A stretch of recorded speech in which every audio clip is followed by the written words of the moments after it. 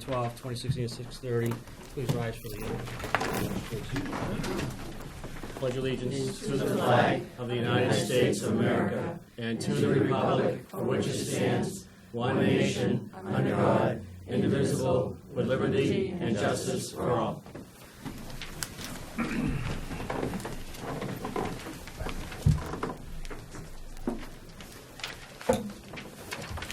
We did have some historical times this past weekend. I don't know if everybody watched the game. Army did beat Navy, so for the first time in a while. First privilege. Roger that. Okay. Minutes for November 21st, November 28th. I make a motion to accept the minutes from November 21st. I have a motion to accept the minutes for the 21st of November. I have a second? Second. A motion and a second. Any discussion? I see none. John? Yes. Julie? Yes. And I vote yes as well.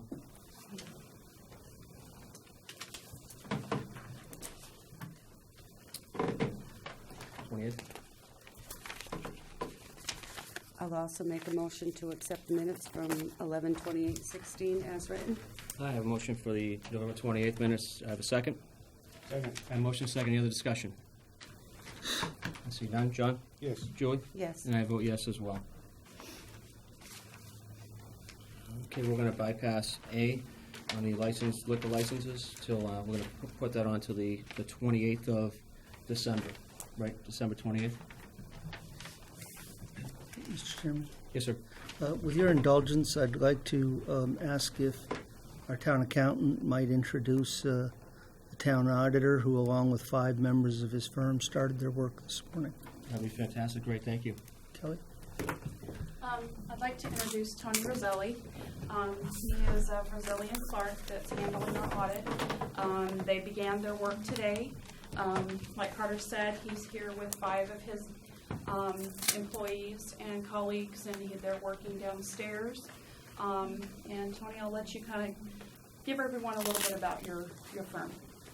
Okay. Well, we've been in business for close to 30 years, and we specialize mostly in municipal accounts. Right now, I have about 67 cities and towns. Some of them have been accounts that have been behind, like your town. One neighboring Winchendon, we've helped and worked hand in hand with the state in trying to get them back on track. So I received a call from Kelly, I don't know, about 2 months ago, and indicated that I was one of the firms that she had researched and looked up, and wondered if I would provide a bid. The other firms, I guess, were a little more expensive, and the timelines didn't work as well. So I've basically been very flexible and tried to take a lot of my staff. There's 3 partners here today, so we've got some high-level people, and most of them will be here all week.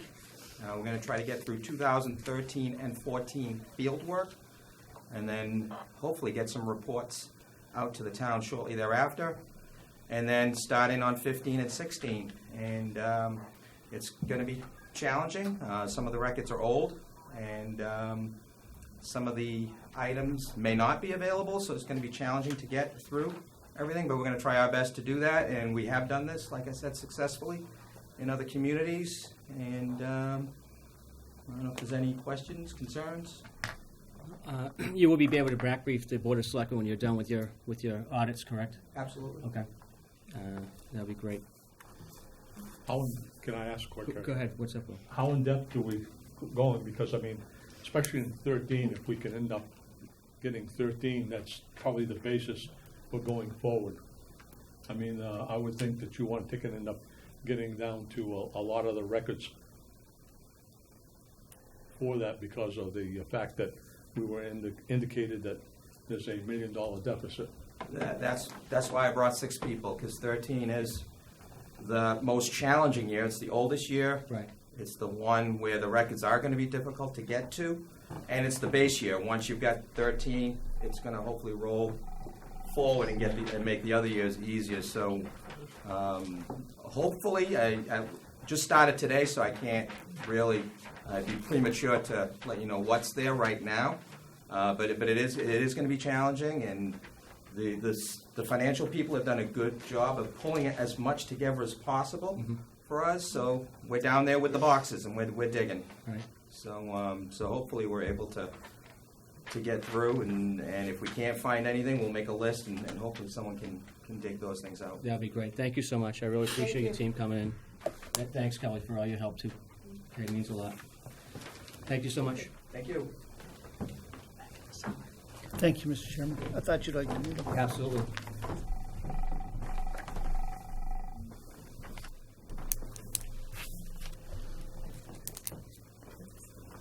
In your Class 2, Class 3 licenses?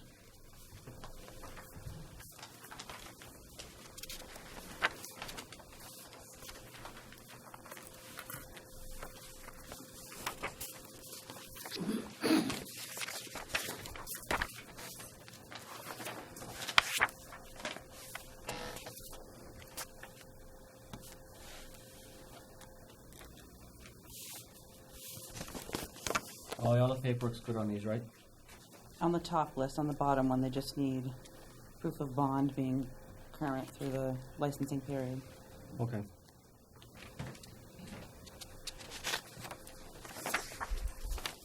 So did I hear right?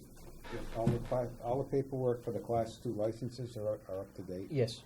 The only one that was missing was proof of bond for the MBW salvage. But we can probably do a motion approving it with the stipulation that they need to provide the bond as needed for that one.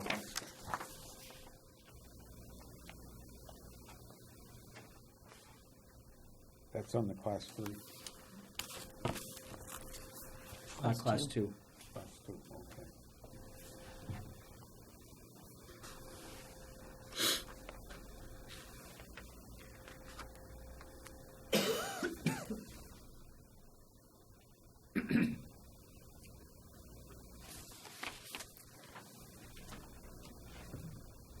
I'll entertain a motion.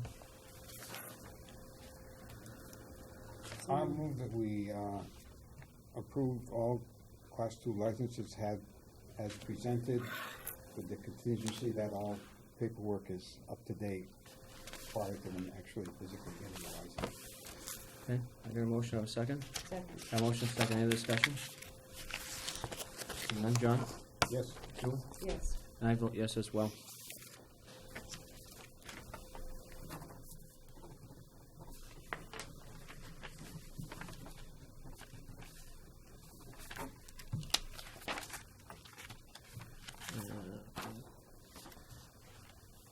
Same goes for the Class 3s, correct, Holly? All the paperwork's in? Yes.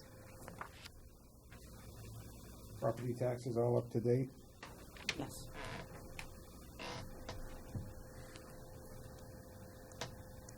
And I'll make a motion to approve all Class 3 licenses, the same contingency that all paperwork is up to date when the license is picked up. Okay, a motion, I have a second. Second. Motion, second, any other discussion? Seeing none. John? Yes. Julie? Yes. And I vote yes as well.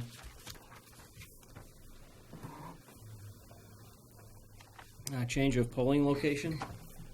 You have anything on that? Just the town clerk's email, I think, is pretty explanatory. The school district has asked that the polling location be changed from the high school area to the middle school. And in order to make sure that she has maximum flexibility, different elections can require different size rooms. She has asked that you change the precincts A, B, and C to 460 Baldwinville Road. What was about D? I don't know if there is a D. I think that's all the precincts. And that would constitute her request, Mr. Chairman. Okay. So it's moving from the high school to the middle school. Basically. John Schuler. And she's using the street address as opposed to a specific room, so she has flexibility.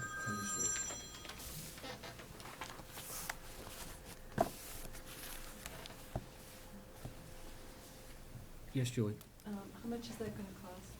The polling change location? Yeah. The last time we changed the polling location from the middle school to the high school, Mm-hmm. I think it cost a couple of grand because all voters had to be notified by a postcard of the change in location.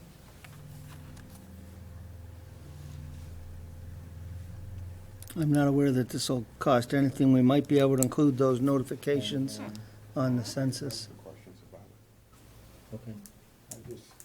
Do we know why they want to make the change? Other than the email I got from the town clerk, no. I have some real concerns about egress because as it's situated now, it's much easier in terms of parking for people to get into the high school gym. Mm-hmm. With the middle school area, that back parking lot, a lot of it's been taken up with the wood chip thing. And I don't know, in the past, we always had a lot of congestion there during elections. So I would like to know what the plan is. How are we gonna get people in and out of there in a timely manner? Okay.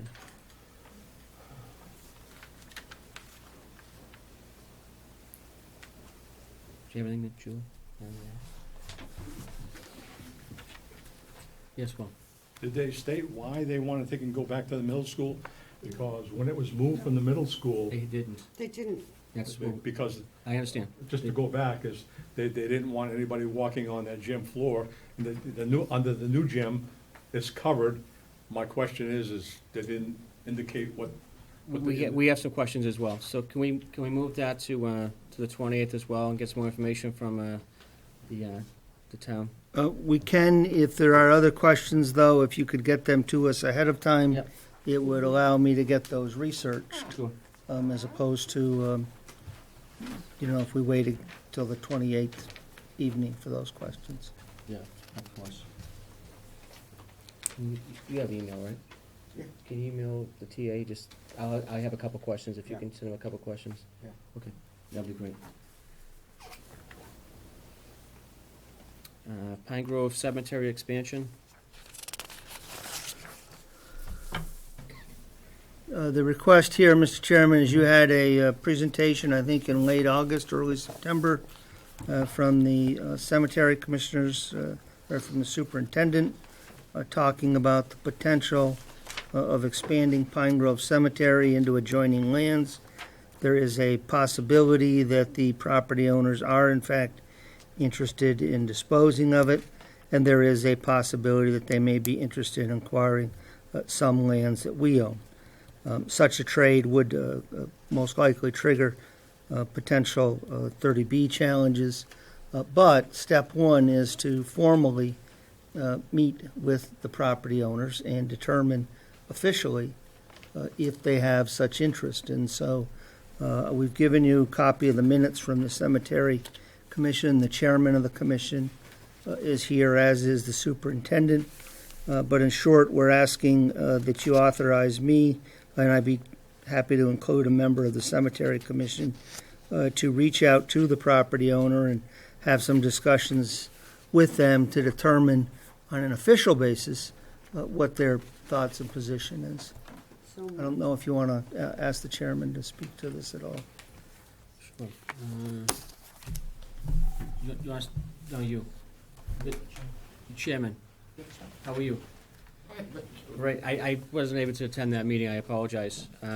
So how, you're gonna reach out to you wanna reach out to the people that own that land on the backside?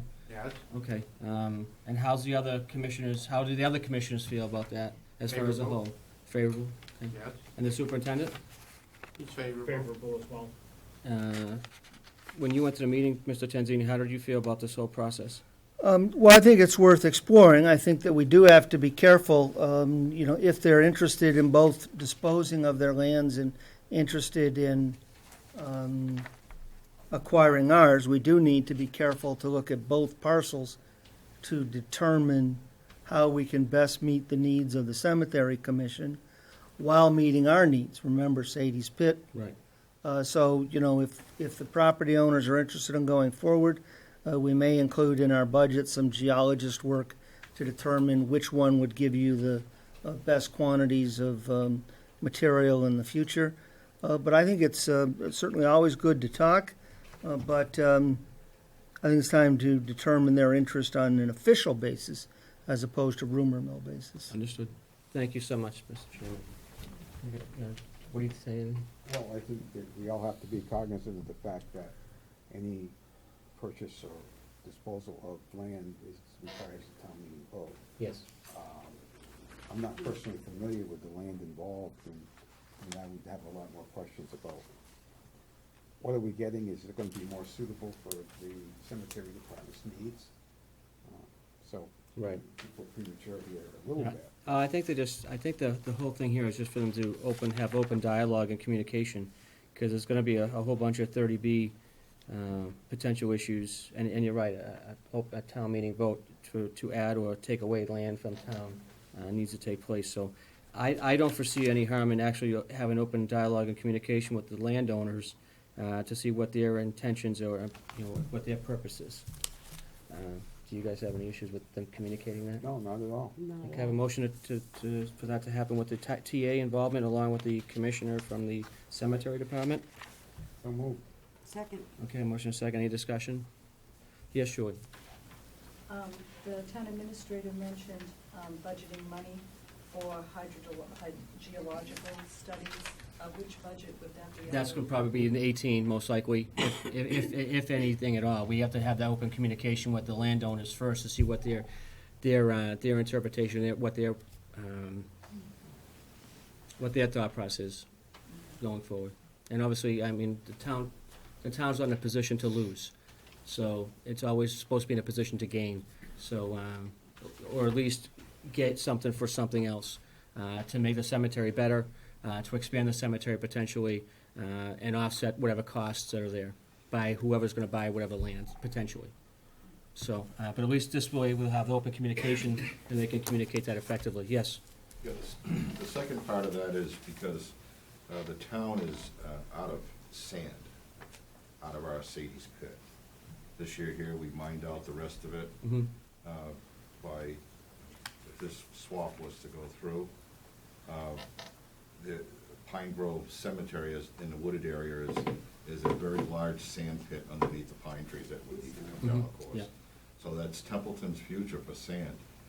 If that doesn't happen, the town will have to buy it. Understood, yeah. So Everything I has to, just wanted to put that out there. yeah, everything's gonna come to the table. I mean, everything has to come to the table, but I appreciate it.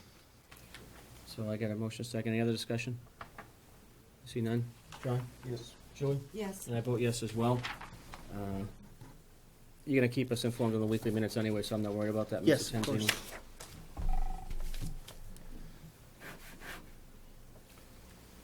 Proposed town hall office hours, which is 4E. Mr. Chairman, on this one, I was asked to look at uniform office hours so that all of the offices were open at the same time. Currently, we have some that open up on Tuesday evening on the basis of an older vote.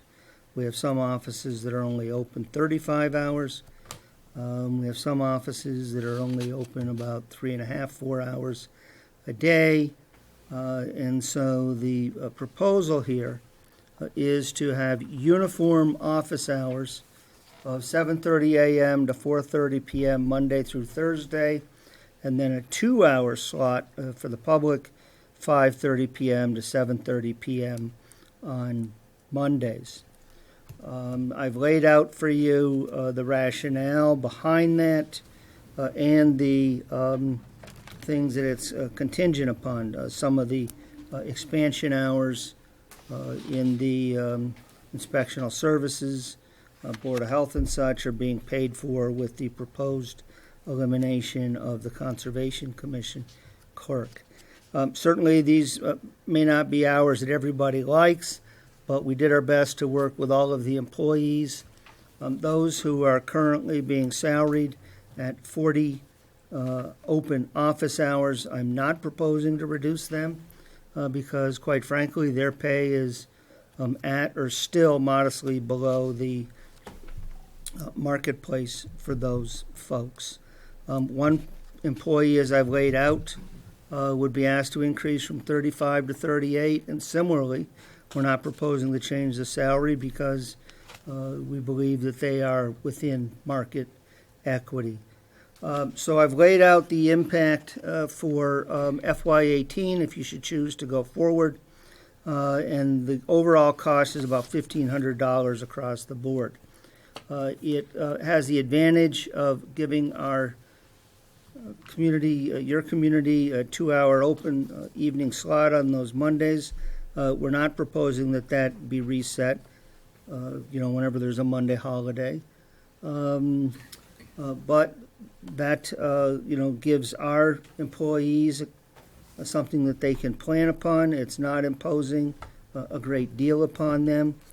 It gives a fixed schedule that your community can rely upon. They don't have to guess what happens when things change. And for the balance of FY17, with the goodwill of the town clerk, we've been able to work this through. Now, I'm not going to tell you that there isn't going to be something that once in a while goes wrong, but we've got 4 employees and the clerk, assessor. Hopefully, we can always just have the lights on and the door open with just one of those there.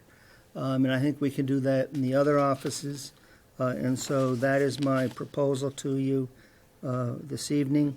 I will say that if you want to change these office hours to be effective January 1, which is my proposal, the town clerk has told me that tonight really is the time to know so that she can get this information out with the census that she'll mail out in the next few days. Be happy to answer any questions as how do I got it to it or my calculations. Thank you. Do you have any? I see a few town hall employees here. I'd like to hear what they think about it. Okay.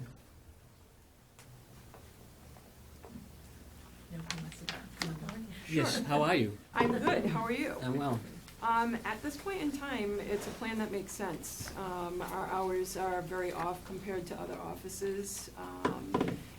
For our residents, I know that people come in and look for that office door to be open at the same time as everybody else, and it's not. So you think this might, improve services potentially? I do. I think everybody having the same office hours will work.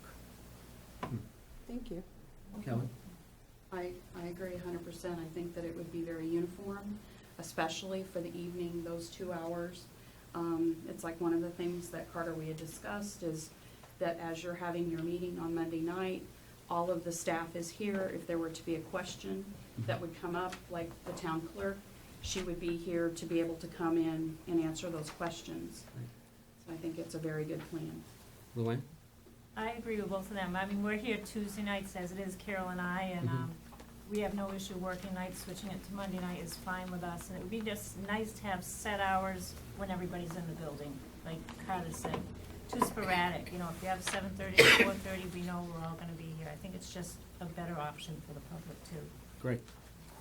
Mr. Chairman, I Yes. do want to note that whatever you do with the proposed Development Service Office, this plan does rely upon the dollars that are currently slotted for the Conservation Commission clerk to help pay for this expansion in the inspectional planning Board of Health office.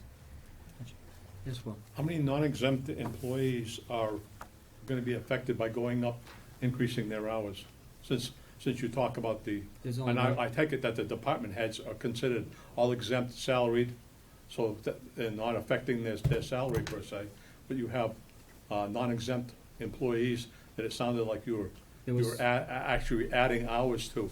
How many of those do we have, and what's the impact there? There's one, which is the town clerk position. There's one position. Just one position? It is one Yes. position. It's not the clerks at the end, No, it's, but it is one right. non-exempt position. Only one. Which is a good thing as far as the meeting with the employees. And I think Mr. Tenzini did, he's not working in a. What was the impact dollar-wise? About $1,400, Of $1,400? exclusive of any impact upon pension and the like, but it's essentially, the plan pays for itself. Great. Nathan, have any questions? John? No, I've been in favor of this for a long time, and I'm glad that we're getting some uniformity. Absolutely. I agree. Okay, so I can have And a, the only issue yes? is the conservation clerk. Yes. Is anybody from conservation here that wants to weigh in on that? I don't see anybody. Carter, did you speak with them? I did. We invited the Planning Board, the Zoning Board of Appeals, Board of Health, and the Conservation Commission to a meeting last, I don't know, Tuesday, was it? Thank you, folks. The Planning Board Chair spoke with me at some length. He had some concerns. I took care of those, and he canceled the Planning Board side of things. The Board of Health and the ZBA were supportive. The Conservation Commission, from its chairman, was concerned about losing its clerk. We did our very best to explain that its work would be absorbed by the administrative assistant on the planning side, and with the expanded hours and better coordination throughout the office. I'm not sure that he shares that view. In fact, I would dare tell you he does not share that view at all. But I've talked with all the staff that's involved that are going to be carrying this load, and I think they feel pretty comfortable that this has a pretty fair shot at working. Now, the planning board assistant the planning board is on board with him assuming the conservation responsibilities? The planning board chairman's, and I want to be clear that I spoke with the chairman, and then he will do with his board as he deems fit. And they'll respond as they deem fit. His major concern was he thought there was a conflict between the administrative assistant that supports them supporting the zoning board of appeals as well. So what we did was we took that piece out, which is a pretty minor workload, and we'll assign that to the administrative assistant 2, also known as Mallory. And then Carl will take the Conservation Commission on. So between Mallory's extra hours, Carl's workload being focused a little bit differently, and what we think is going to be some very good coordination and distribution of workload. We think we can meet their expectations.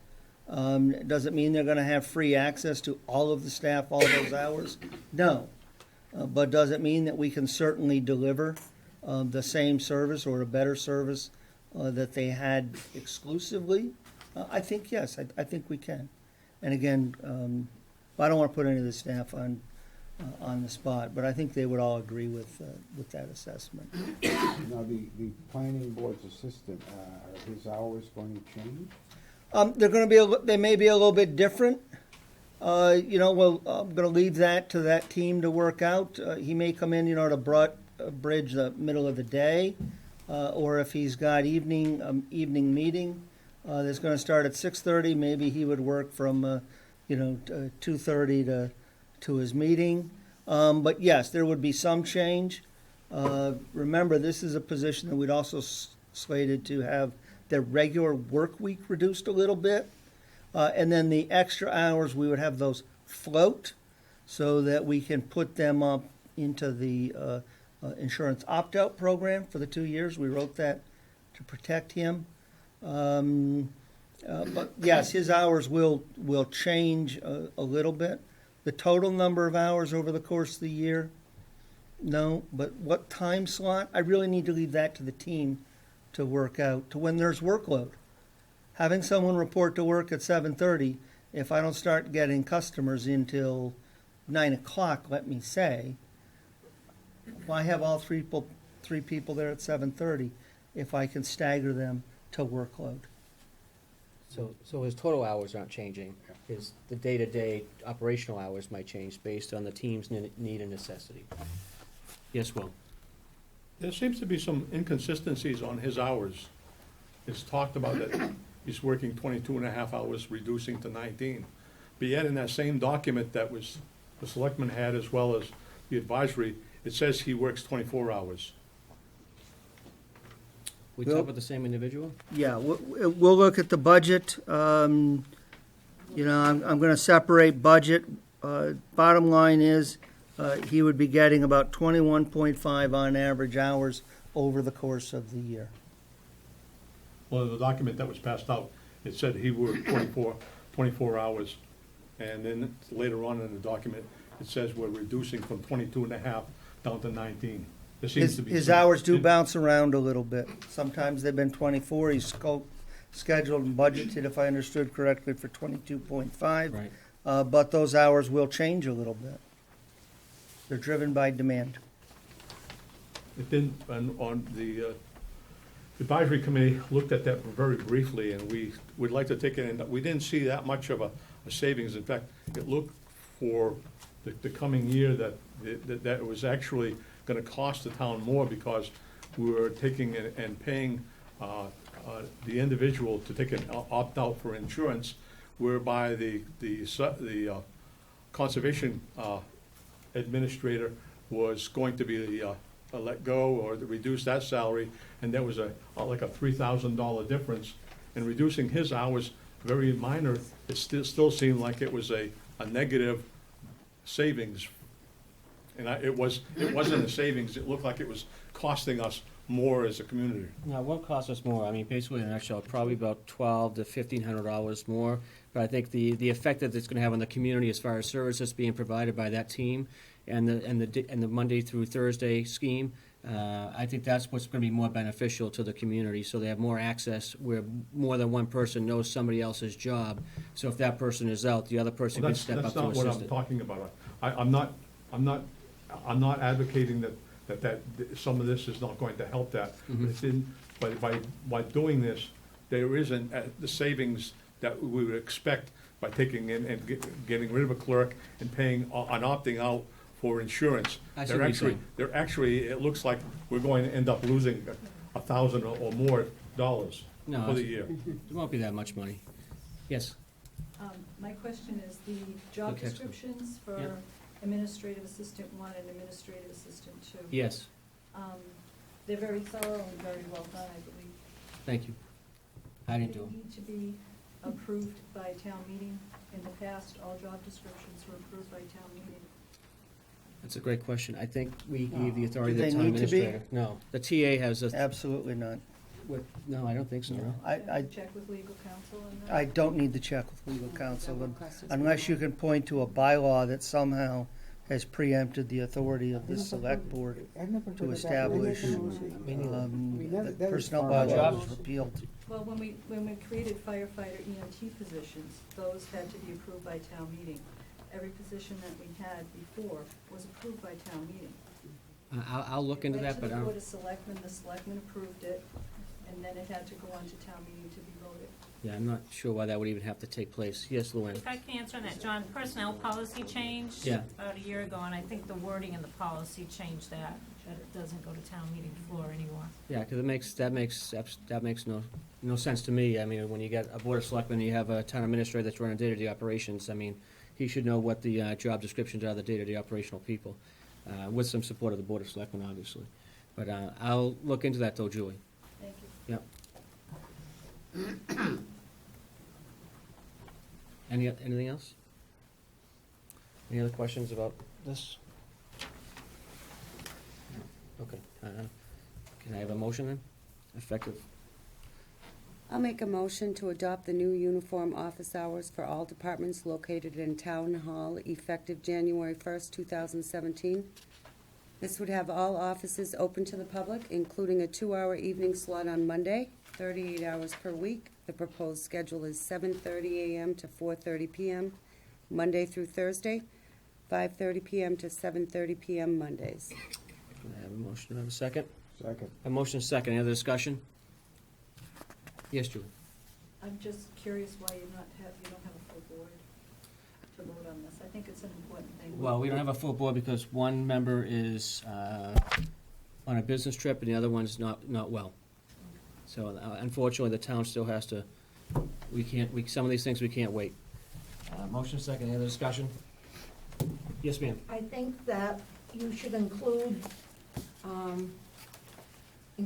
in your motion that you have to check with town council first. We don't need to check with town council, ma'am.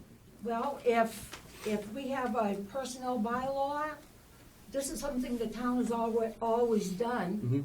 So I suggest that you check with him and make sure that's acceptable, that's all. Well, unfortunately, with that, You can't disrupt the whole town. go ahead.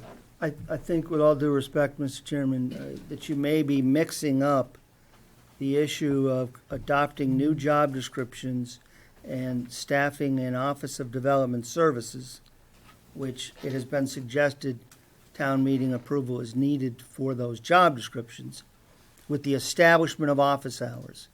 There is absolutely no question in my mind whatsoever that town meeting approval is not required for this select board to set office hours for the varying operating departments. Thank you. But So thank you, though. if you Right. separate those two out. Yeah, Right. okay, fine. Thank you so much. Motion second, any other discussion? I see none. John? Yes. Julie? Yes. And I vote yes as well.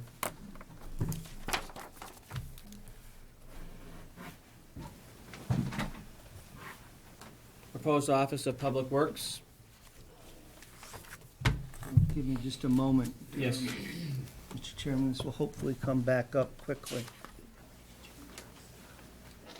Hopefully.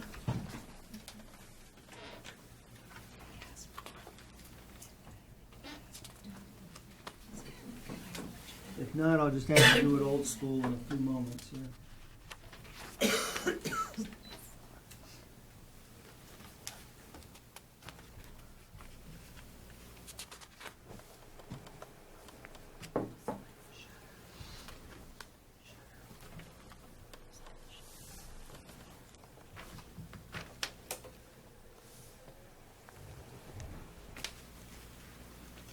Maybe if you shut the lights off, it would help.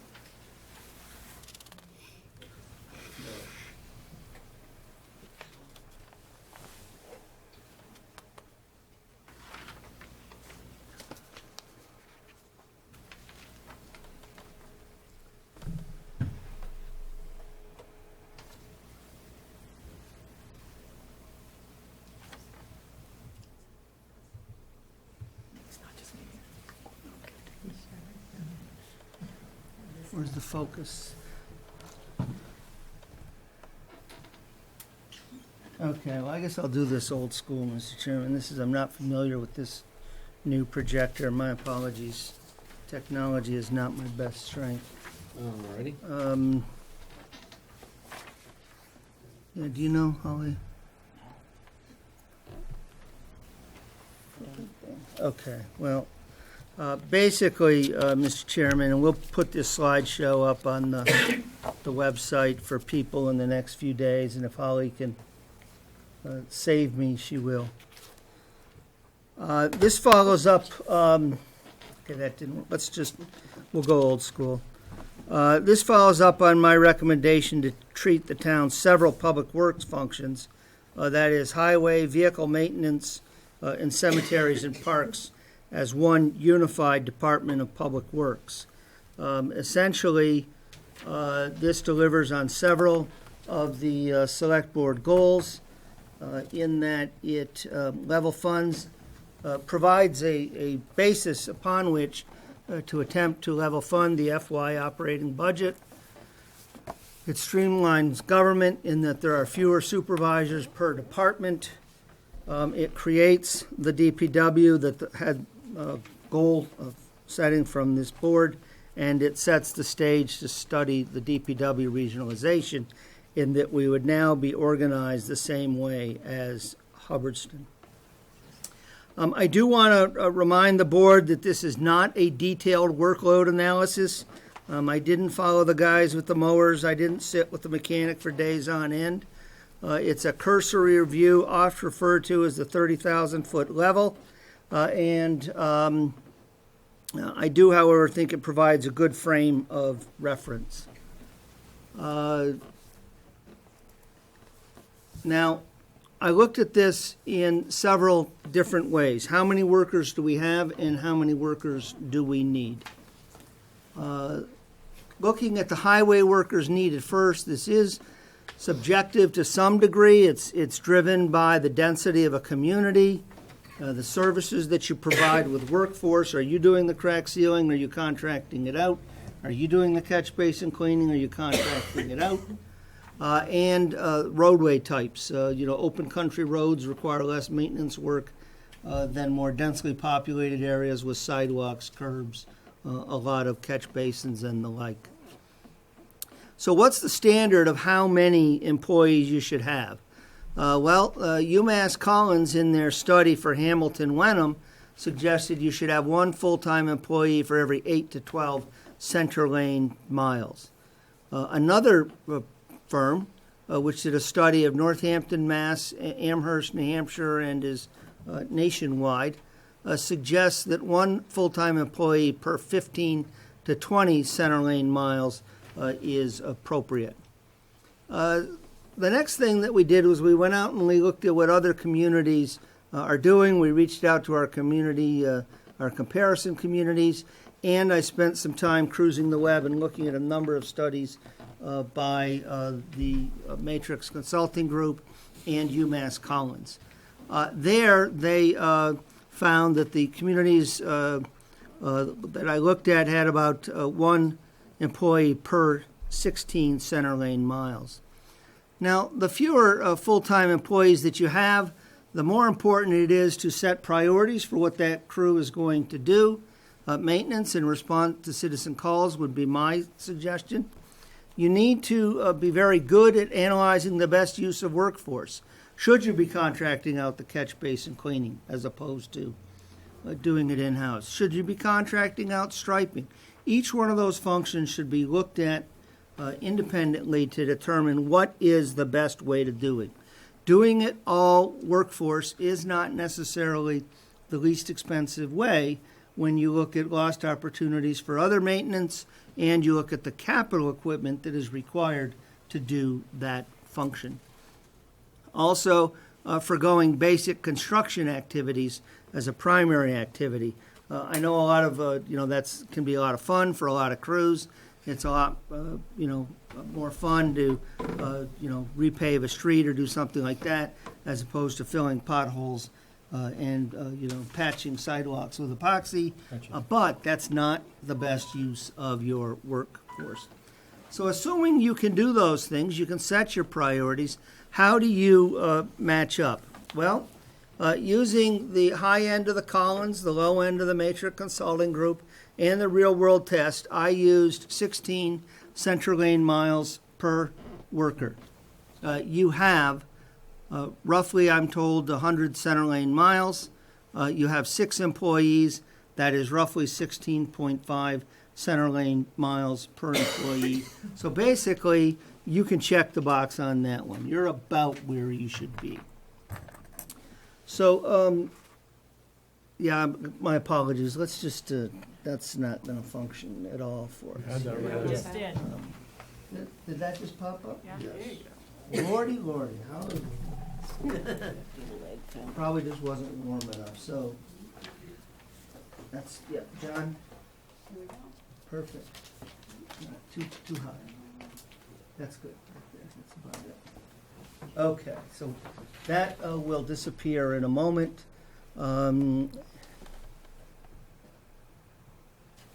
Okay, thank you for pointing that out to me. So you have, next are the grounds. You have 20 properties that the Cemetery and Parks Department attempts to maintain. 80.25 acres. You have about 180 some acres in total. About 80 of that is considered open or developed. You have about 139 acreage in total, of which 80.25 is developed. Unlike highway, we weren't able to get a real good comparison from other communities of their acreage. Very few communities put together the kind of list that Alan was, nicely put together for me, and I appreciate that. So we didn't have the comparative data of real-world experience from other communities. So we looked back to UMass Collins and MCG. UMass Collins will tell you should have one full-time equivalent worker per 10 to 12 developed acres that you're maintaining. MCG would recommend one full-time employee per 8 to 12 developed acres. You'll notice that their top ends are the same. I used the higher of the agreed upon 12 acres per FTE, in part because it puts you in the best light. Now this is for what's called a mid-range or a B level of maintenance. It's not golf course quality, but it's a reasonable level of maintenance. The test, you have 80 acres, 12 acres per full-time employee. You should have 6.7 FTEs. You have 2. On that test, you flunk pretty badly. So we have 2 guys cutting grass for 80 acres? Yes, plus whatever time that Alan can Oh, my Lord. squeeze in. Oof. Yeah. Does that include the cap?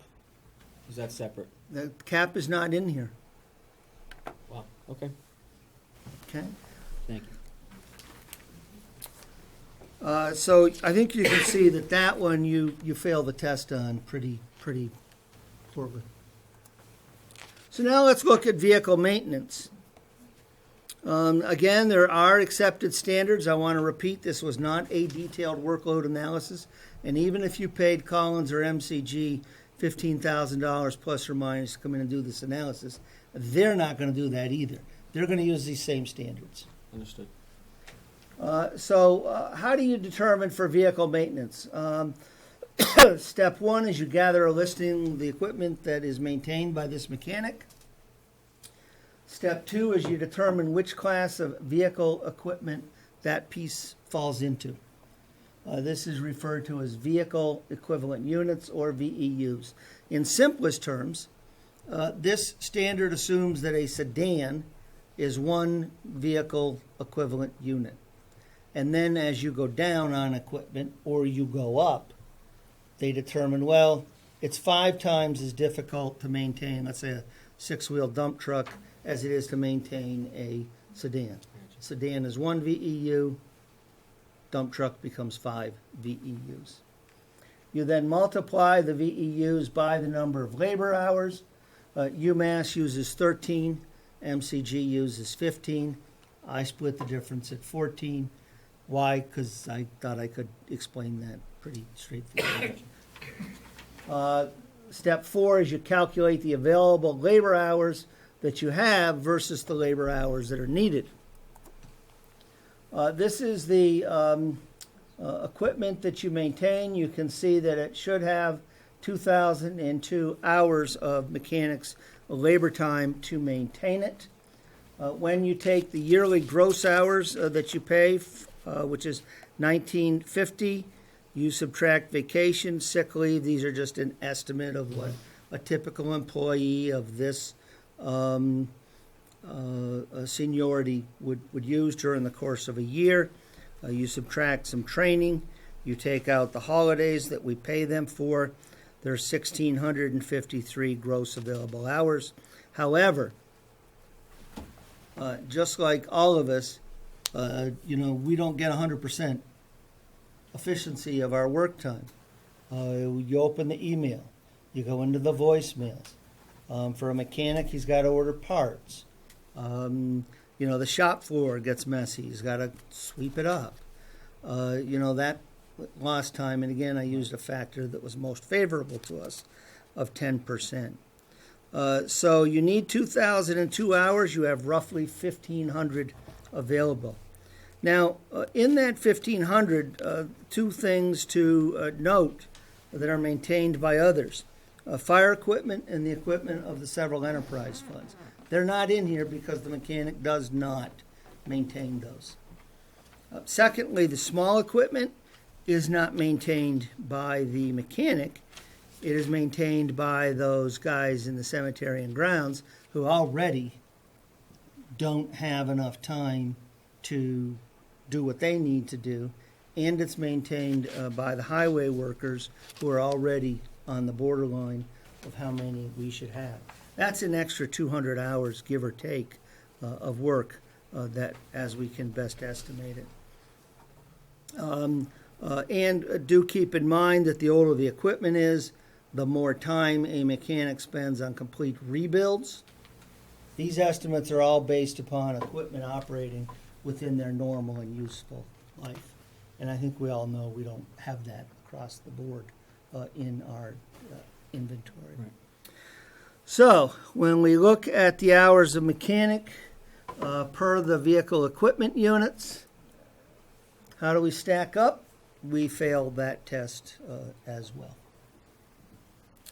So, next I go to, so in what areas and how can we close this gap up a little bit? I think I'd be kidding myself to believe that there's going to be some new great source of revenue that's going to drop in the town's lap and say, great, we're good for 5+ years, now's the time to add some staff. Number one, I don't think that's going to happen. Number two, you all have told me to not let it happen, in that you've told me to level fund within certain boundaries, the FY18 budget. So, I know we're short of staff. I know we don't have new money. What do? Well, you start to look at all the tricks, and I've described some of those, and to those of you who heard it before, I apologize, but in one community, the DPW needed more staff. We didn't have the money. We read water meters every single month. We went to reading them one month and estimating them the next. That saved almost 24 man days a year, which put 5 weeks of labor back on the payroll. You don't really have those tricks here. There's really nothing where you could change a workflow and have a dramatic difference. Maybe there's some catch basins you can clean every other year instead of a year. There may be a few tweaks, but there's nothing substantial that's going to do what you need to do. So next I look at the current staffing, and I find that you have 2 superintendents, each of whom are doing some hands-on work. Not to disrespect our laboring staff at all, but we have 2, fairly highly paid superintendents doing manual labor. And their time on those tasks is starving the time that they truly need for good management planning. So the proposal is that we merge the 2 superintendent positions and use some of that savings. It's about $50,000 in total in savings for FY18, a modest portion of that in FY17, especially as we work our way down towards the end of the year. There's about $50,000 overall, a little bit more perhaps. I'm suggesting that we,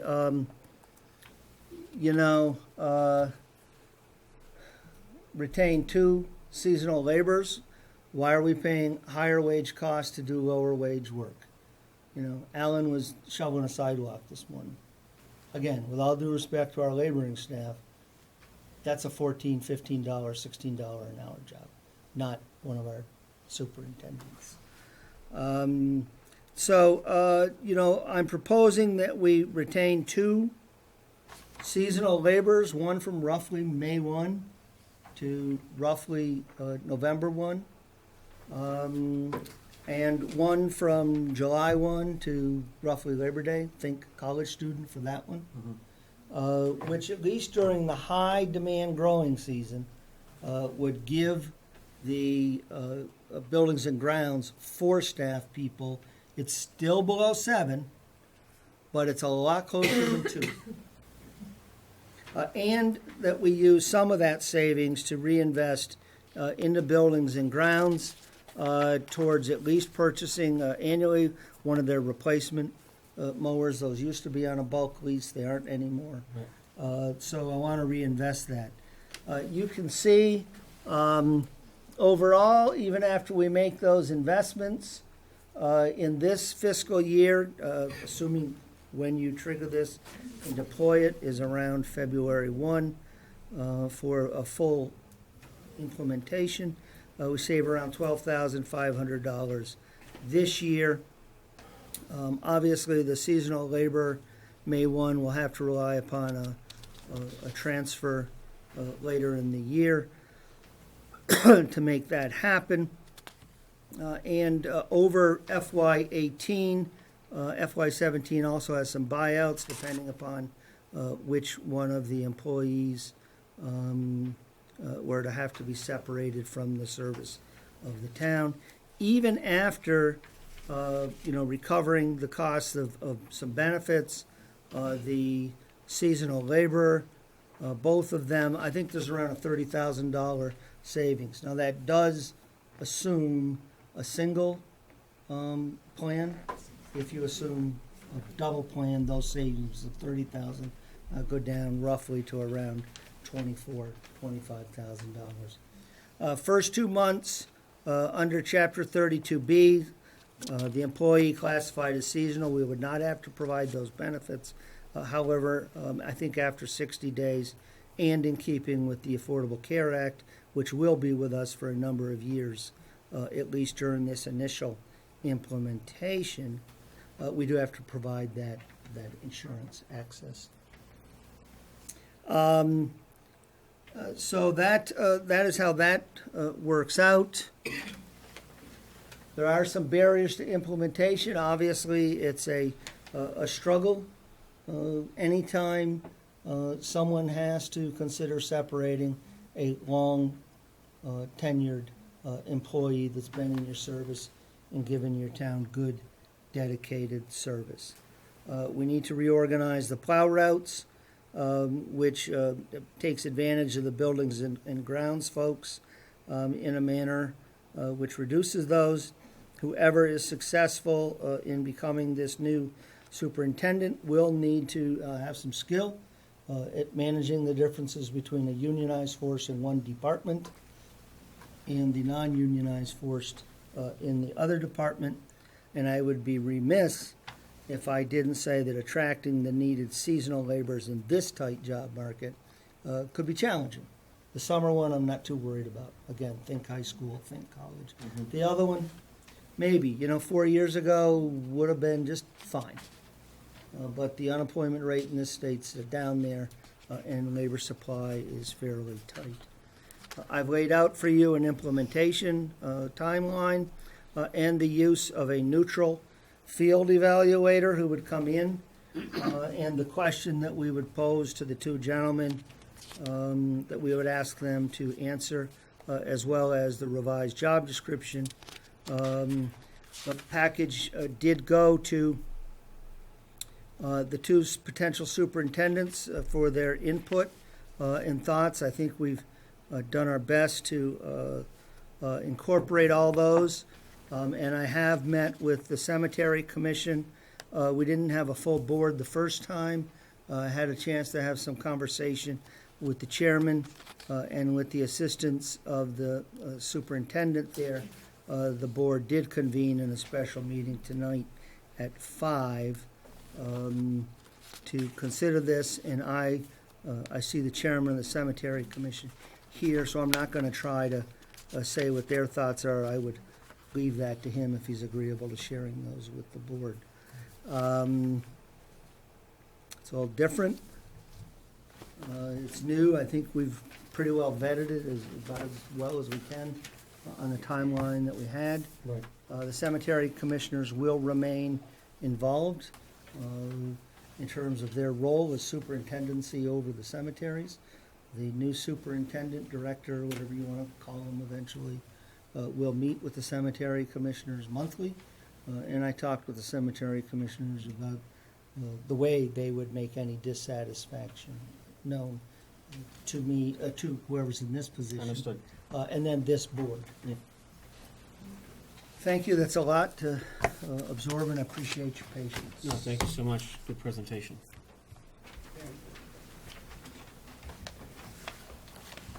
You take notes? Here? Of course I do. All right. First of all. Yes. I guess I got some problems with the new position. Mhm. Although I don't think we need town meeting approval to approve a job description, do we need town meeting approval to create a position? That's a question that we have to answer. Also, I mean, are we gonna follow the normal procedures in terms of posting and advertising? Is this gonna be an open, I mean, we're gonna advertise, is this gonna be an open position? Can someone from the outside apply? If not, why not? Well, first, it is my opinion, you do not need town meeting approval. You have budget authority. Simply, you would determine how much of the person's function is on the highway side and how much of the person's function is on the grounds side, and we can allocate their portions of their salary. With respect, I'm sorry, I didn't mean to interrupt you.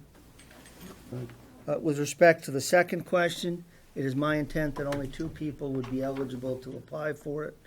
The message that I got from this board when we started talking about the 19-and-a-half-hour people, bringing people from 24, 25 down to 19-and-a-half. When we talked about, reorganizations, was to try to keep the human cost as light as possible.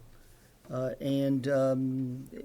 intent was that it would only be these 2 people who would be eligible to apply. How does that jive with our personnel policy? Well, I think this is a little different in that it's not a brandy new position, and it's not, being created, from nothing, and you don't have a RIF policy in place. You don't have any policy of what happens when you reduce force and how things like this happen. This is a little bit out of the ordinary, but that was my intent, was to just let these 2 gentlemen What is apply. the selection process? The selection process that I've laid out is that this package would go to a neutral field evaluator along with the question that's in it. And the field evaluator would come in, have about 2 days of interviews. Interview you, interview the cemetery commission, interview the other utility superintendents, sewer, light, water, police, fire, the town accountant, the highway staff, the cemetery staff, the school superintendent, and then spend the second day meeting with the 2 candidates. Each would have about 3 hours to show quickly the field evaluator their facilities and to give their package and their presentation on the question, which goes to who can best implement this, who's best fit by temperament and enthusiasm. The field evaluator would then give me his report, and my intent is to be guided by that report. It would be supplied to you all, and with the nomination, and then this body will have to act. I looked at some other models. Could we put together a 5-person town, a 5-member committee from town who would interview them? And truthfully, the feedback that I got from was the 2 gentlemen have been in town for so many years, and they each have their pluses and minuses, and that it was going to be very difficult to find a credible 5-person group that would truly be neutral. The gentleman that I've suggested to you is an up-through-the-ranks, bootstrap kind of guy who's actually done this twice in 2 other communities successfully, and he's run the backhoe, he's driven the truck, he can talk with the different guys, he knows the questions to ask, and I would be guided by his report. I've not shared this package with him beyond the 2 pages or so that I gave you, and I have no intention really of talking to him about either individual, because I truly want the review and the evaluation to be neutral. by a neutral party.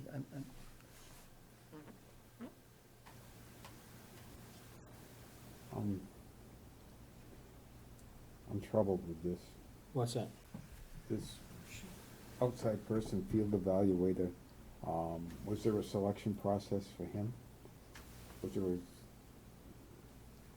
a, But there wasn't. I mean, his price is pretty darn reasonable. We can certainly find you some others. I think it needs to be someone that has the right fit for this task. I can tell you that we could probably find others. Collins, MRI, they're gonna cost you substantially more. And truthfully, they're going to be degreed PEs of that type. I'm not sure that they're gonna have the same fit that you want for this task, but we can certainly look for some others. I mean, I'm open to suggestions. The important thing here is that they truly be neutral, that they can identify with what we're doing here, and a, sort of scrappy kind of organization, if you will. I just don't feel comfortable with this one person being foisted upon us. We don't know. I don't know anything about him. About the individual doing the interviews and stuff? Field evaluator. The field evaluator? I mean, in my perspective, I don't wanna know anything about them, because I wanna make sure that they're clean, they're not tainted in any way, and that the evaluations are done in the right way. But regardless, I'm sure there's other people out there, and that we should do a more thorough vetting. I don't know. The other really big problem I have with this is we're really rushing on this. We have had virtually no public input. You're right. We need to have, before we go any further on it, I think we should hold a hearing and give people a chance to come in here and have a say.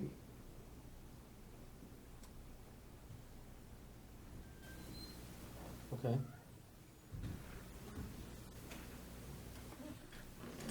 We are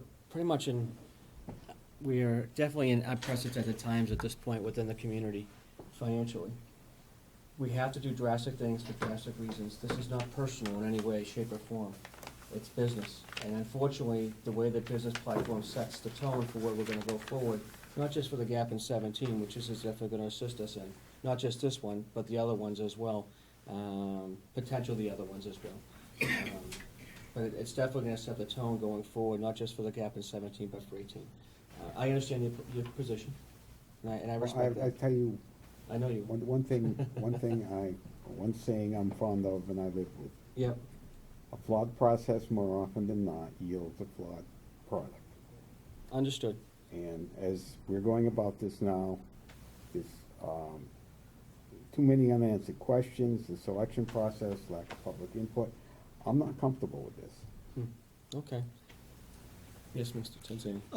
I'd be happy to reach out to MRI, Don Jacobs, who's got a small consulting firm over in Holden. I don't know if Brian Vogel's still doing this. Collins. Be happy to get you some additional proposals. On the timeline, y'all need to be comfortable, as long as we understand that the longer decisions on things wait, the more it weighs on people, and the shorter our savings are out of any of these changes. But I'd be happy to come back to you in 2 weeks with different field evaluator proposals, and I'm not saying I want to look prove the at guy, those. but just being sight unseen, I'm not comfortable with it. I'm happy to reach out and. He's probably he's looking for like Get you a those. resume or some background of the individual. Yeah, I mean, we've got Is that what you're Scott's looking in there, but I can reach out to a couple of others, and I'll do exactly what I did with Mr. Kinman. Send them an email of, here's what I'm looking to do. Do you have somebody that fits the bill, and what's their price tag? All right. Not a problem. Okay. So, will we have time to review, now we should review this prior to the 28th, correct? Right. Because then we're really short on time. really I short mean, we on need to time. be But aware of still- that. We need to have. Because I've been reviewing we this need since to have- Thursday. We need to give the public the opportunity to I weigh agree. in on this. However, we have to look at the timeline as well Mhm. if we're going to Well, level the don't get me budget. started on that. Okay, I got you, John. Thank you. So may I suggest that we, not a legal advertisement, but we get something up on the website? Sure. Notice out about, a public input session. I hate to call it a public hearing because that sounds, legal and formal, but certainly a public input session. And we will reach out to at least 4 others. And if there's anyone that you can think of through your past experiences, give me their names. I am trying to find someone who, as I say, can really identify with what we're trying to do and can have those conversations with everyone involved. And both of those employees were already spoken to already, I would assume? Yes, And they were given the new updated job descriptions? yes, And they understood what the job descriptions entailed? they were given the job descriptions. Okay, I don't want to speak to, understood. but then they had a chance to have input into it. Great. Yes. Where's the money for this field evaluator coming from? I will take it out of highway expenses. Okay, Yep. then when Bud runs short on that, where's that coming from? We'll figure it out when we get there. I have a feeling, Mm-hmm. looking at the numbers, talking with the members of the advisory board at our meetings, I have a feeling that your numbers are not right, that the hole we're gonna be in is gonna be deeper than what you're figuring on. And I think that we probably do need a public hearing. That's definitely something we should have. You look at paperwork, and the paperwork you have, it's good on paper. But in reality, where we live is different than Spencer. We get more snow, the different communities that you had listed.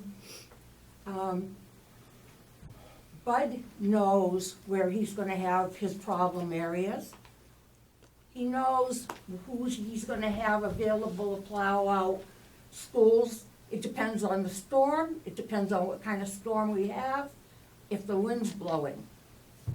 Those are things that you're not gonna find in a piece of paper. I can go up the cemetery and I can ask Bud, Alan, pardon me? Alan. Alan, yeah, if where Uncle Joe is buried, if he doesn't have a marker. Alan takes care of people when they're at their very worst, when they're in pain. He has worked without help for many years. This is not our first rodeo. It's about our 3rd rodeo, where we've had to cut staff and cut back to Yep. make ends meet.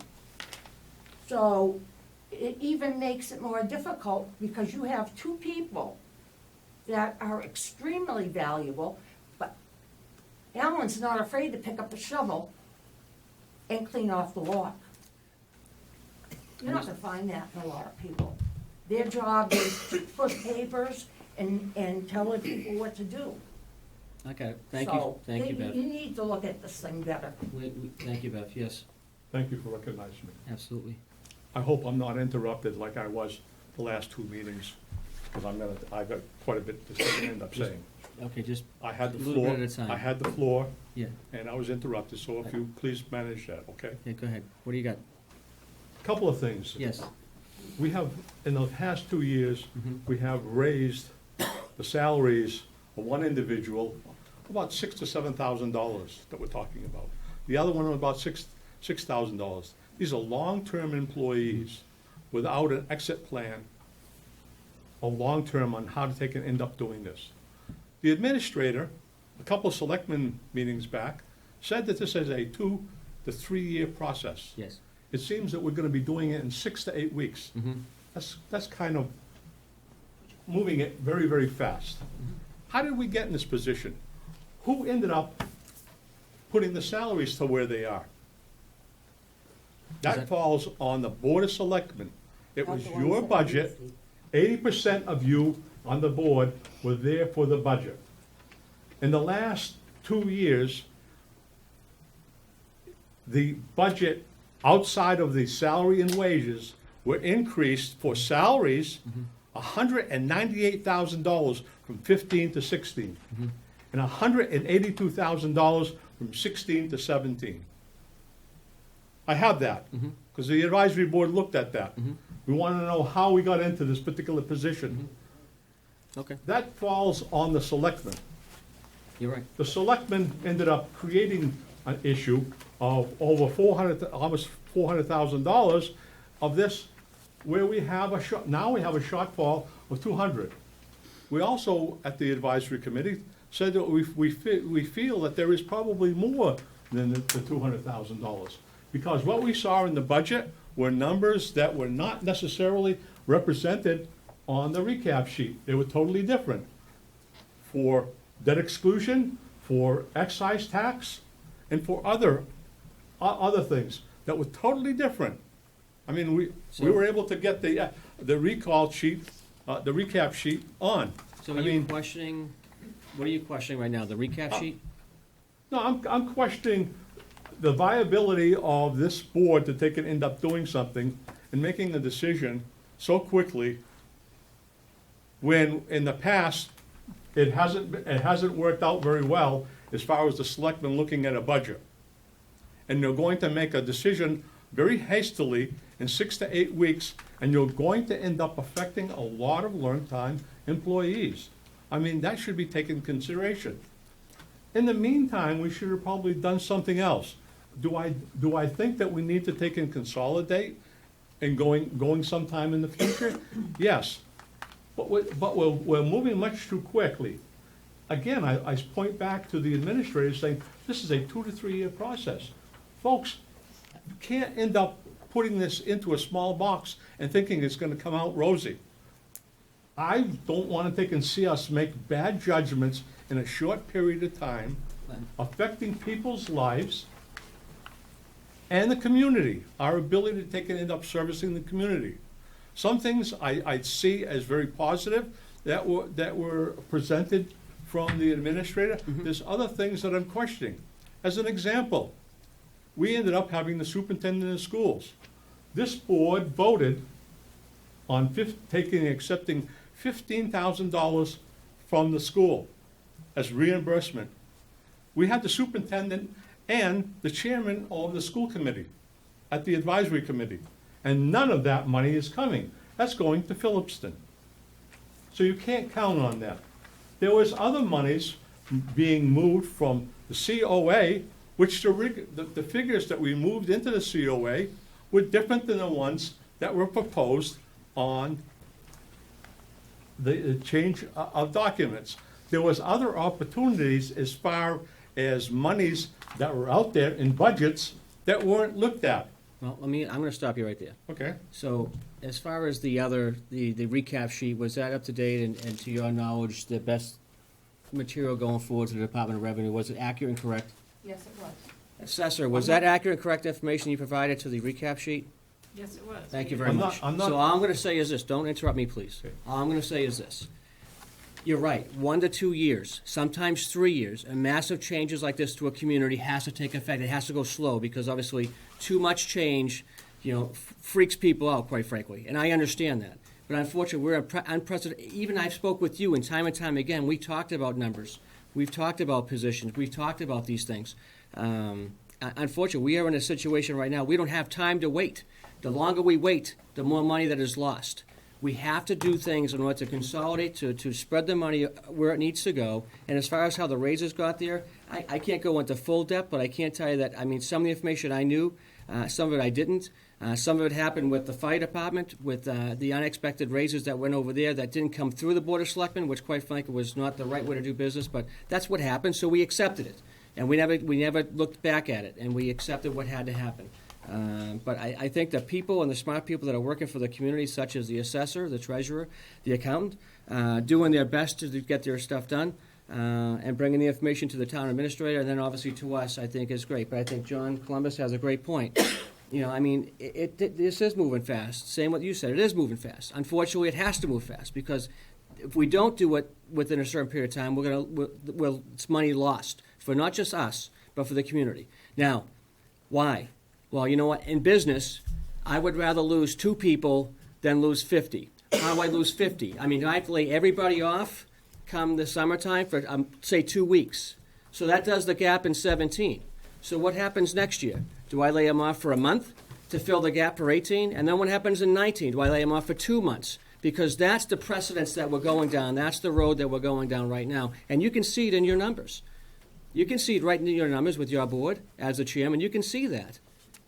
If we don't do something drastic now to encompass the entire community, to embrace the entire community financially, economically, and to keep the services that are being provided now, we're not trying to implement we're not trying to take services away. We're trying to keep and maintain the services that are being provided by affecting a couple people, not everybody within the community. And that's good business management.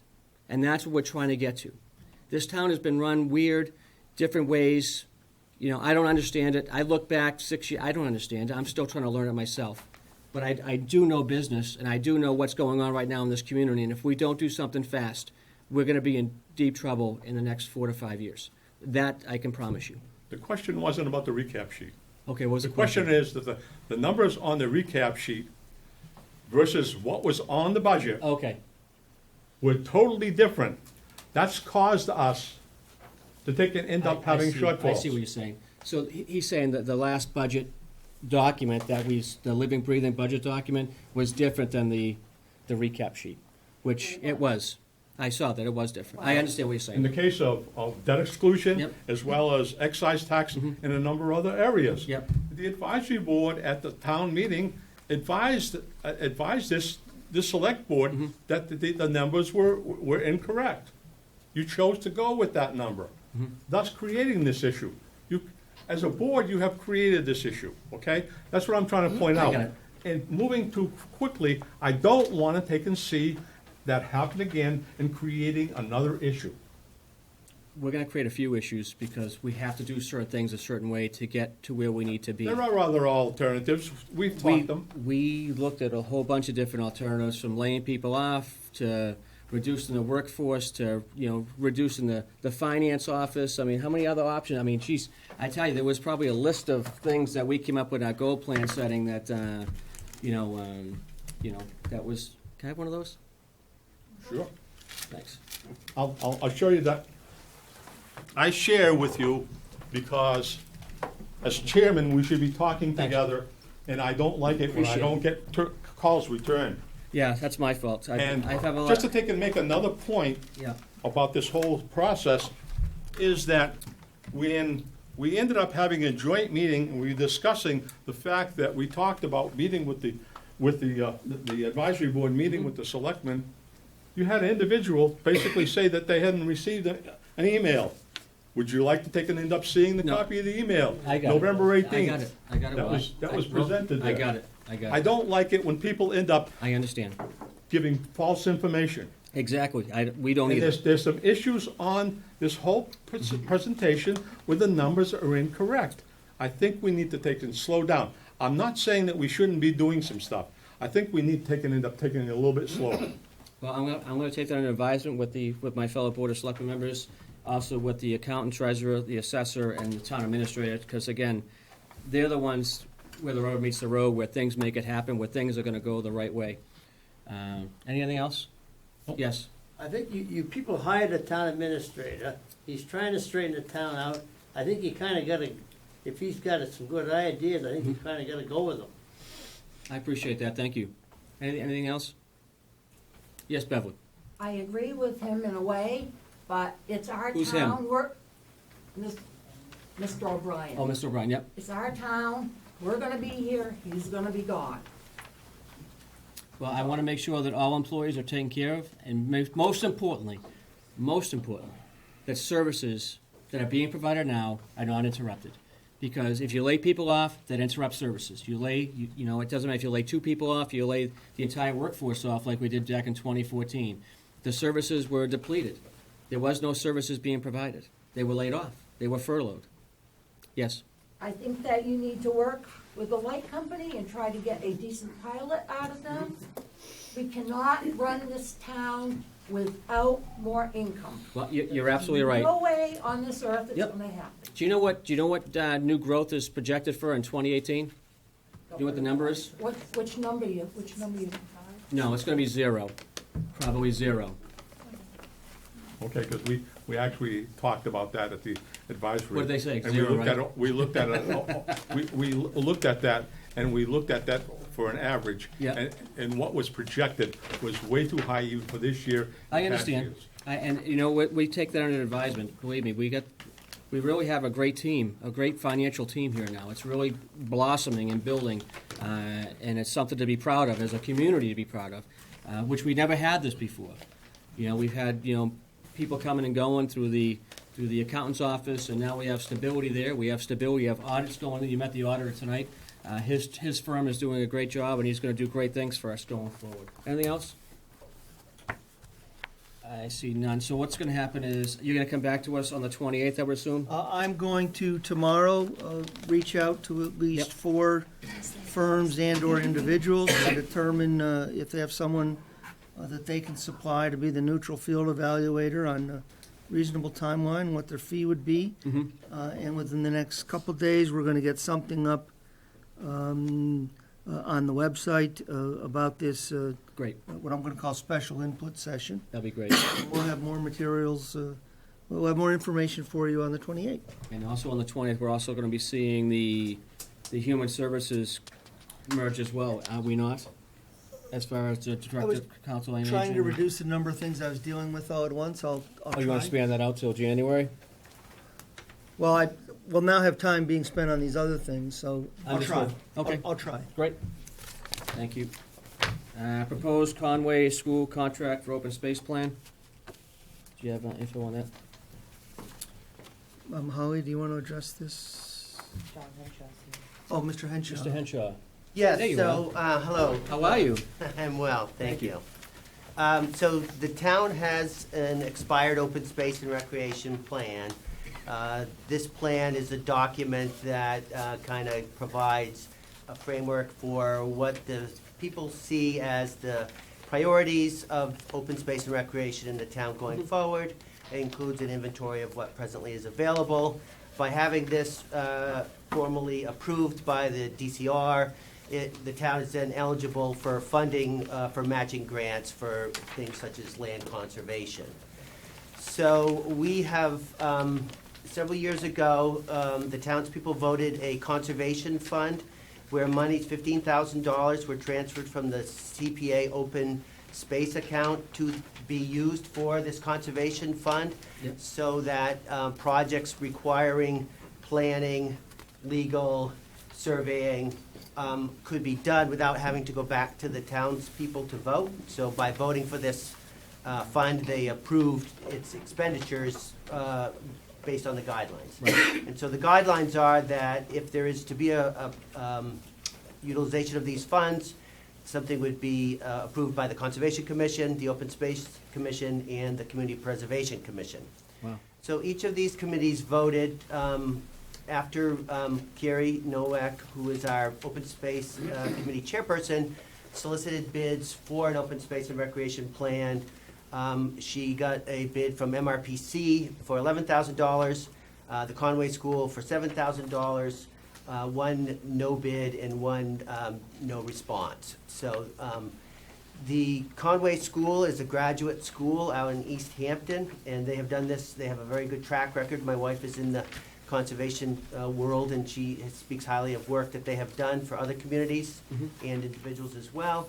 Essentially, what they're looking to do is to, over the winter semester, spring semester, whatever you want to call it, starting in January, 2 to 3 graduate students would be working on this project, evaluating the documentation that the town has in hand, scheduling some public meetings, working with the open space and the community preservation committees to get the public input so that the documents can be updated and revised, submitted back to DCR, and then approved. If we can do, we can get a 7-year plan approved if we have all of the associated, all of the bells and whistles. So this $7,000 figure is to do that. There are some things that we will do in terms of advertising and getting meetings to go, but the goal would be we would have a meeting in early January with the students and their advisors and go forward to develop a plan to meet the guidelines of the DCR for these open space and recreation plans. Great. So, each of those committees voted to appropriate $7,000 from that open space conservation fund, excuse me. And the terms of the contract, which you have, is that $3,500 would be paid upon, at the outset, and $3,500 at completion in April. Right. Okay. So what we would hope is, and because they want to get this documentation in place, we're hoping that if you guys decide to go forward, we can get that signed and send them 2 copies, and then they would sign off and send one back to the town, and the contract would be good to go, as far as I understand it. Okay. And as I'm sure most everybody knows, community preservation funds outside of the general budget, so these monies need to be spent for these specific actions and cannot be used to Any other way? keep. I got you. So you, mm-hmm.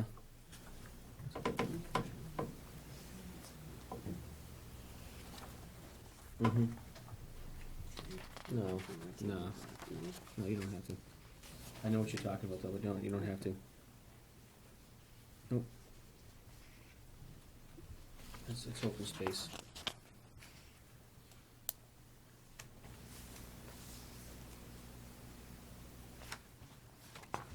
Yeah, I have no issue with that.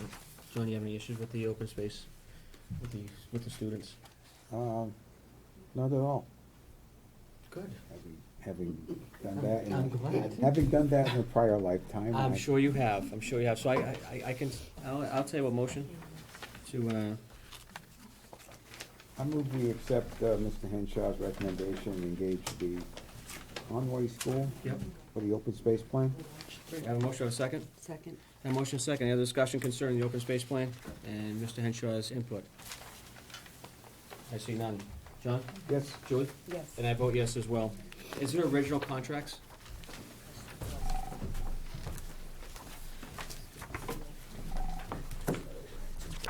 They only put us in as HBO. That's okay, let him sign. Can you make sure Holly gets a copy of this? After they will sign a copy, and I will get a double-signed copy to you. I mean, you can take a Xerox of it now.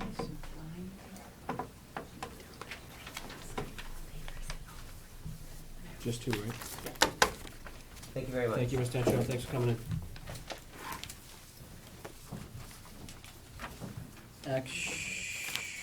Action on proposed office development services? Is that what the movement of, Phil? Movement of the, Carl? Do we, yeah.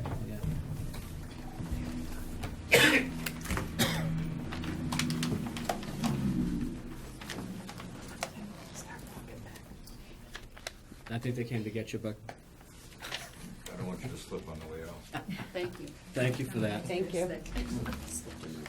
I slipped in my house, too. I slipped.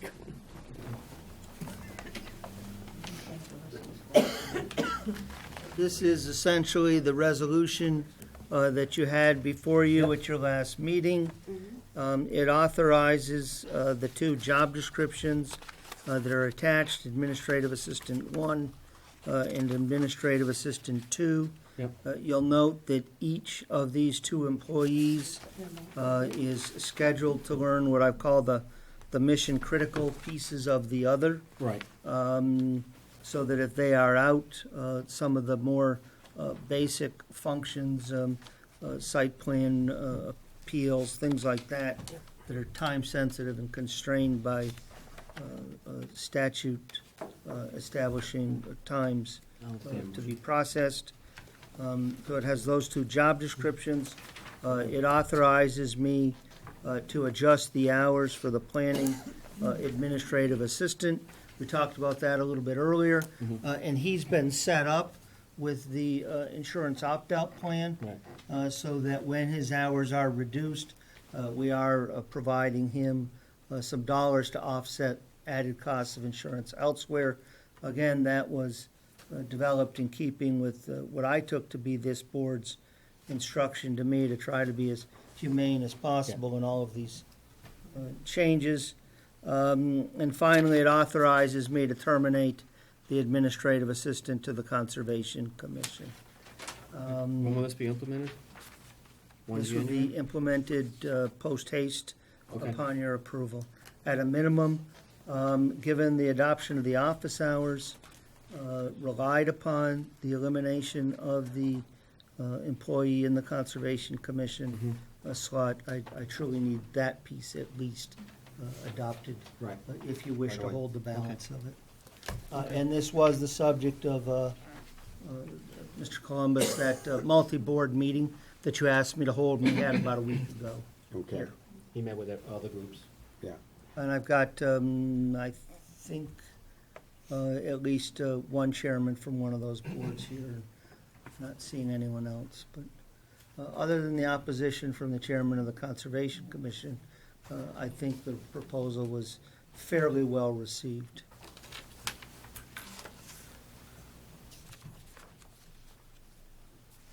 You have any questions? You good? What's that? Are you okay? You have anything to add? Okay.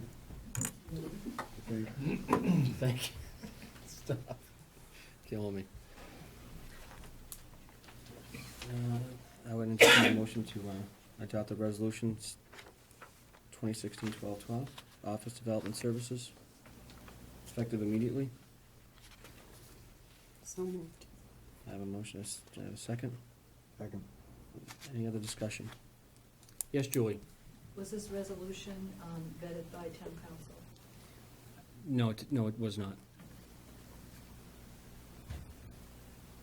Anything else? I see none. John? Yes. Julie? Yes. And I vote yes as well. Thank you, Mr. Chairman. Yes.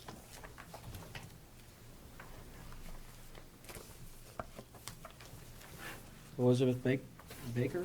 Yep. On the Sticker Shock campaign? Yep. All right, there you are.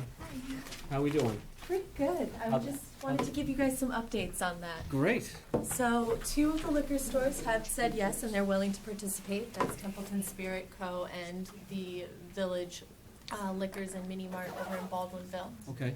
However, the school principal has asked that we pick up the bags and do them on school property. So the SAD group will be putting the stickers on in the health educators room during the last hour of school. That's going to take place on December 21st. Right in time for the winter solstice. Good spirits, yeah. Yes. And then the bags we brought to those two And liquors? then the bags will be brought to those places. I'll pick them up that morning. They'll have them by the afternoon, evening rush. I'd Okay. assume by 2:30, 3 o'clock at the latest. Okay. And you're okay with that? Yes. Okay.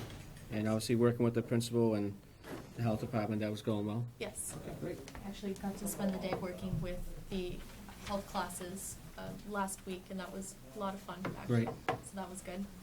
And the information that I provided you guys with tonight is for the mentoring program. Mhm. We're always looking for mentors, especially in this area. We don't always have a lot of them.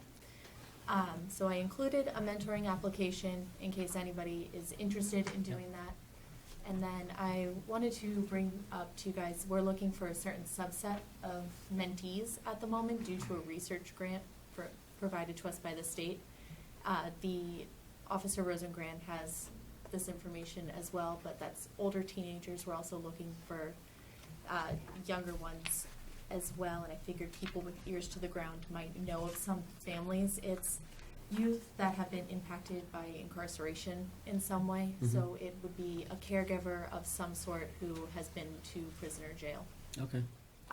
8 to 17-year-olds live in Worcester County. The caregiver doesn't necessarily have to be a parent, just it could be older sibling, grandparent, as long as there was some sort of caregiver role. All right. So if anybody knows anything, I provided one of the mentoring referral program forms for you guys, and there's all the contact information on that. Okay, awesome. I'll make sure that gets up and gets posted. Okay. Well, thank you for your hard work. I really do appreciate it. Of course, And I thank can't you. wait to see the stickers. I'm really looking forward to it. Okay. All right, thank you so much. Thank you very much, thanks for your help. Yep. Any citizen issues for next agenda items? Yes, sir. Hi, I'm Paul Grubb. I'm the newest member on the advisory committee. Hi, Paul. Nice to meet you. Yeah, nice to meet you. I met some of you at the all-board meeting last week, which was a great meeting. Thank you. Hope we get a chance to do more of that. Absolutely. Is it appropriate now for me to ask a question about where we are in the FY18 budget planning process? Because I know the advisory committee did submit a budget input document, and Mr. Terracini, I think you responded, you take it under advisement. So I'd just like to know, going forward, are we going to be using that input document for, the budget planning process? We took pieces of it, but the whole document, no. We took pieces of it, which the staff already has. I believe they already have it, Yes, right? that was distributed on Thursday. Yeah. It will go out to the advisory committee after the training session tomorrow in case there are additional questions and we end up tweaking the document. Because not only did we set a new document up, because one thing this town has been lacking is the educational piece. You just don't give, Right. not only are we gonna give you a new document, but we're gonna show you and tell you how to fill it out with Okay. expectations. Because the bylaws are pretty clear that the advisory committee has a specific role. It does. Around that, input document specifically. It has a So role. I think we need an opportunity to take a look at that, and make sure it meets our requirements as well. Oh, it would supersede your, it's just pretty much the same stuff that Will sent us, and it's just in a different format, but it's, some of the stuff we did take. Okay. The same information. No, I understand if there's, In fact, this, other forms that are, you're this more is comfortable level, with. and believe me, the directorate's not gonna be happy. There's like 10 pages? Five, is it five? Yeah. Well, mine was 6. Well, there's many pages. I'm not And special. we do need to be clear, Mr. Chairman, the form and format of the budget document is the province of the town administrator and this body. Right. It may set up its report in any fashion it wants. Certainly, there is a possible way to view the distinction in Article 3 that was adopted in 14 and Section 4 of I believe it's Section 4 of Article 4. But I believe town council settled this last year Right. in a legal opinion. The forms have gone out. We will have that training session tomorrow. As I said, if there's a result of input from the departments that needs to be tweaked at all, then I'll send it along to the advisory committee. That'd be great. Did I answer your question, Tom? It does. I mean, it does, in Article 4, Section 4, it clearly states the advisory committee has quite a bit of ownership on that form. The challenge is you have to look at Article 3, Section. Well, you don't want to ignore, 4. bylaws completely here, so I don't think No, one cancels this- out another, so. Well, I'll get that And legal again, opinion. we're just trying to be reasonable here, we want to work together, I think we can offer some value to the process, that's all we're suggesting here, and we're looking to cooperate, and That's all it we'd is. like to have an opportunity to review that document and make changes if necessary, Okay. okay? And I think that was the other part of the question was the schedule behind it. I know the advisory committee had sent an invite to I got it. attend one of the meetings, have a joint meeting. Yep. And I don't think you've acted on that yet. No, we have not. So, I mean, it's fine. We will. Either work through a joint meeting or work, directly with Mr. Terracini, but one way or another, I think we need to come up with an understanding and agreement on what that schedule is Yep. going to be, and as well as the process. I agree. That will take place. I'm not worried about that. It's gonna happen.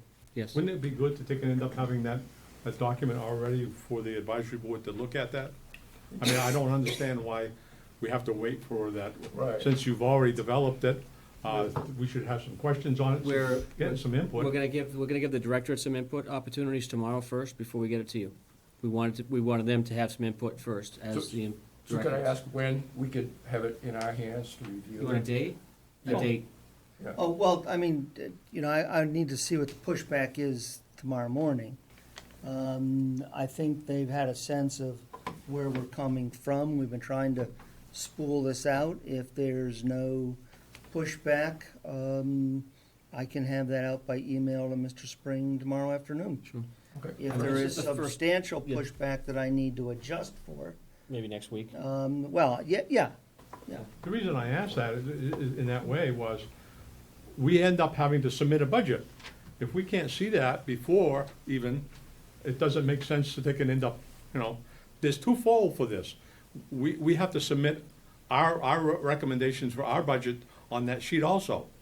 So it would be nice for us to receive that, so we get to see that. Well, you mean the advisement on the budget that we provide to you? No. The document that he has for inputs from the departments and committees, Yeah. the advisory committee fills one of those out every year also. Oh, I see what you're saying. And it would be So nice if just they could end save up some time. seeing that, save some time. Save some time if we can just collaborate a little bit and, before we understand. get too far down the process, that we're all Okay. on the same page, that's all. I'll work with Mr. Tenzi and make sure that gets out either tomorrow, depending on the pushback, to make sure you get a copy. Okay? Okay, thank Did you. you have something, Julie? Yeah, I just wanted to clarify that we have a town council opinion on the bylaw and who makes out which budget.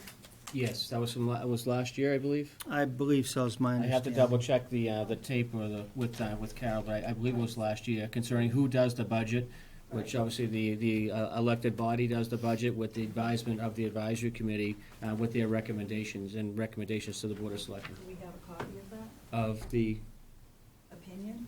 I Of don't the have other one. opinion, we're under no obligation. I'm not sure. I'll double check. I understand what you're saying. I'm gonna write it down. Yeah.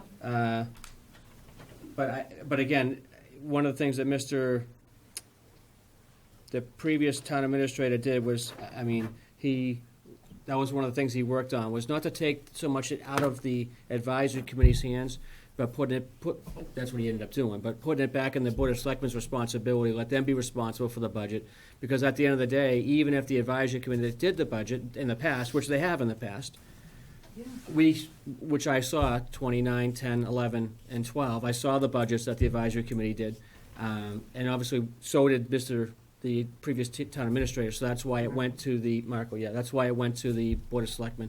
I could talk to you offline about that if you like, I'm not gonna bring it up here in open forum, but that's one of the reasons why the Board of Selectmen are now responsible for the budget with the advisement of the advisory committee to alter or change anything based on what they see that's different from what the accountant, treasurer, and the assessor and the Board of Selectmen see. But And the other no one directorates. else but the Board of Selectmen can see the opinion from town council about that. I'm not sure how that works, I'm not sure. Typically, any opinion by town council, to the client, it's client attorney privilege, it's not public information, but I know there are some stuff that is public information, but if that's something that is public, we'll make sure you get it. Okay? Yeah. Clarify a couple things. Oh, Lord, will. Yes. You talked about misinformation. Misinformation that you just talked about. The advisory board was put in a position in 14 and 15 I know. to make the budget, because the selectmen did not take up that particular baton and carry it. In previous years, it was done by the accountant and the town coordinator. Then it went to the select board for their approval. Much like what's going on now, the administrator and we're not disputing the fact that the administrator ends up putting the budget out to all the departments, gets the inputs, Yep. gives it to the selectmen for their review. Okay. But state law also says that when it comes to town meeting, it's the advisory board's budget gets put forth. Article 39. We'll talk about that in a second, yes. It was my understanding when I started that it was at town meeting, there was an article put forth to remove the budget process from the town advisory committee in Templeton to the town administrator, and the town meeting voted on that. And it was voted unanimously that would happen, that process would happen. So I'm not understanding Okay. how, if the town meeting voted that, why is this still an issue? I just don't understand it. I just need an explanation. Mr. Tenzini, you have something to add? Only that I'll be guided by the responsibility that has been assigned to me under the bylaws, Section 4, Article 3, that requires that it is my duty, in conjunction with this body, to develop a budget for the ensuing fiscal year as prepared by them in such form and detail as prescribed by the town administrator. So I have taken into advisement the several tabs that the advisory committee gave me. I have worked through with this body the concept of, at what level to control expenditures. We have circulated that to the departments. We will provide that to the advisory board tomorrow. And we have departments until January 9 to submit their requests. That provides well over 3 weeks of time for the advisory board to make suggestions for our consideration. The package that we send out gives the date that I will present to you a budget, and I will suggest in my transmission to the advisory board that they set that date aside on their calendar, and it gives them the 2 evenings at a minimum that I expect this body will meet in workshop, and I will leave to you and to them the arm wrestling over who's inviting whom where. But I will be guided by that bylaw as I read it. Understood. Thank you. Just for clarification, Yes, Will. the advisory board did get a copy of that from the lawyer, number one. Number two, Oh, you did? it said that we should work it out between the two boards as to how the process goes. The advisory board, basically, in the last couple of years, has taken the position and saying, okay, we want to work with the selectmen, we'll end up making the substitute motion. Because typically, that's done in reverse. That has never transpired for us to sit down and talk about how that process goes at town meeting. Okay. Well, I will get with you offline with some of the stuff. Okay, you and I will talk. Anything else? Nothing? Okay, any comments by us?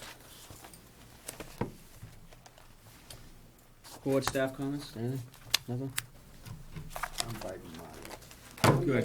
Thank you so much. I appreciate that. And again, let it all be known that Army did beat Navy over the weekend. Anything else? Yes, one more thing. Well, I'm not sure if people are aware of it, but every time a house is sold, I don't know if it's getting money, every time a house is sold, the day mill, we're supposed to get so much money for the senior. Is that being done? That was when they built the day mill. I don't Mr. believe Spring that's probably correct. knows about that. The day mail project? Right, that's in the That's- contract, but it has to be sold as a particular unit, A low end. Right. a low-income unit. But I don't know. And I don't think there's any been sold, I know one has been sold, and okay? this is quite a while ago. I know one was sold.